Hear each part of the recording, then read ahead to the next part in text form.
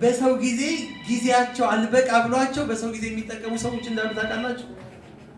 ኢብኑ ተይሚያ ጀድ ኢብኑ ተይሚያ የኢብኑ ተይሚያ ታላቁ ዓሊም አያታቸው ኢብኑ ተይሚያ አለይሂ ረህመቱላህ በጊዜያቸው በጣም ቢዚ ከመሆናቸው የተነሳ ምግብ ቀርቦ ምግብ የምታጎርሳቸው እህታቸው ነበረች። በአንድ እጃቸው ይጽፋሉ። እጃቸው መጻፊያ ጊዜ እንዳይበላባቸው እንዳይወስድባቸው ምግቡ መመገብ ራሱ እኮ ኢባዳ ነው አይደል?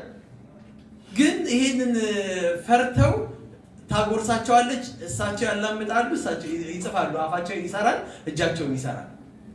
እና አላህን ከመዘከርና በሌላ መንገድ ከአላህ ራሳቸውን የሚያገሉት አንድ ቦታ ብቻ ነው።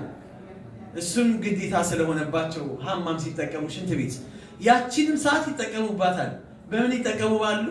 ልጃቸውን ይጠሩትና አጠገብ ሽንት ቤት በር ላይ ቁርአን ድምፅህን ከፍ አድርገህ አንብብልኝ፣ ቢያንስ ጆሮ ይስራ ቁርአን ይቀራላቸዋል። እሳቸው ሽንት ቤት ሆነው ያዳምጣሉ። መቅራት ቢቻል ኖሮ ይቀሩ ነበር። ለምንድን ነው አሉ። ታዲያ ለምንድን ነው ከሐማም ከወጣን በኋላ 3 ጊዜ ከሐማም ከወጣን በኋላ አልሐምዱሊላህ ነው የሚባለው? ነው አይደለም? ምንድን ነው የሚባለው? ጉፍራነክ ነው የሚባለው።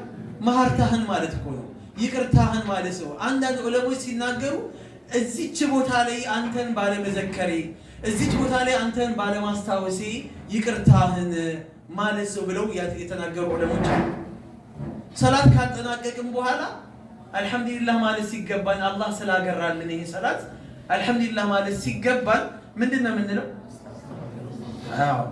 አያችሁ፣ እስትግፋር ነው የምንጠይቀው። ለምንድን ነው? ምናልባት በዚህ ሰላታችን ላይ ተክሲር ሊኖረው ይችላል። ያጓደልነው አንተም እንደምትፈልገው አይነት ሰላት ላይሆን ይችላል። የሰገድኩት ጌታዬ ወይ ላጓደልኩት ነገር ይቅርታ። እንኳን አባክነን ይቅርና መልካም ነገር ላይ ኖረን አላህን ይቅርታ እንድንጠይቅ እኮ ታዘናል። መልካም ነገር ላይ ሆነን